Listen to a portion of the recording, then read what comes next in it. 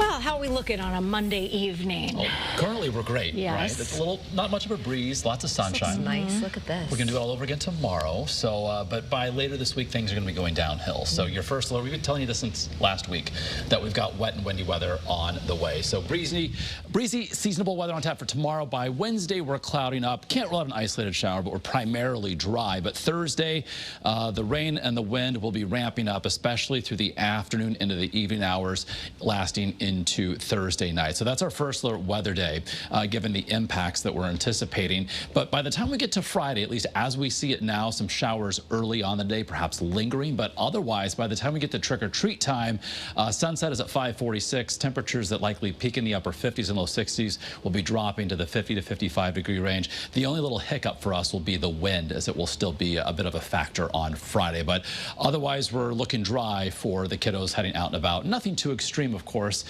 temperature-wise. Melissa, again, a Category 5 storm. You can just see the symmetry.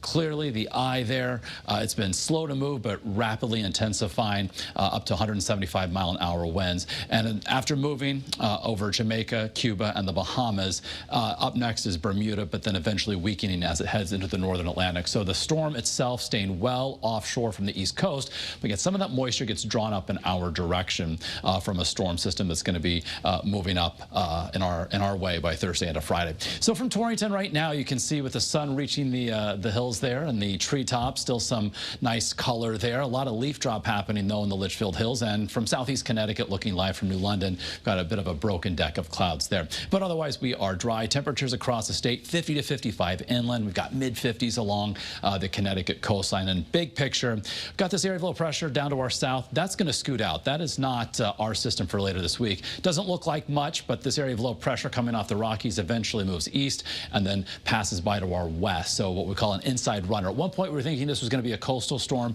No longer the case for Thursday into Thursday night. So overnight tonight, temperatures drop to frosty levels, especially inland, low and mid-30s, 35 to 40 along the 95 corridor. So you'll certainly need that jacket tomorrow. And First Alert Futurecast showing a bright start to our Tuesday. Later tomorrow, you'll see that cloud cover begin to overspread the state. Temps tomorrow, mid and upper 50s inland, upper 50s near 60 along the Connecticut coastline. And a look ahead to Wednesday, again, outside of an isolated shower, a mostly cloudy day. Our first alert weather day for Thursday, rain will be ramping up as well as the wind, peaking Thursday night, and by Friday morning it's going to be winding down, exiting, but the wind is going to linger.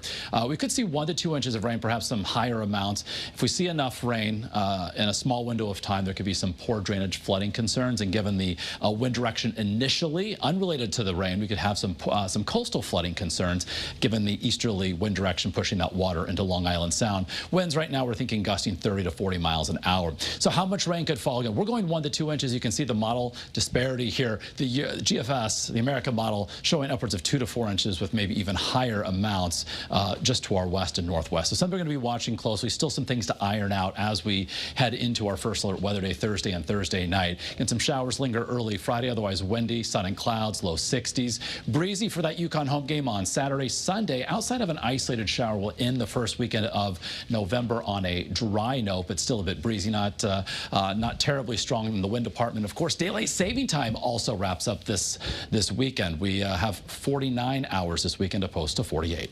All right, sounds good.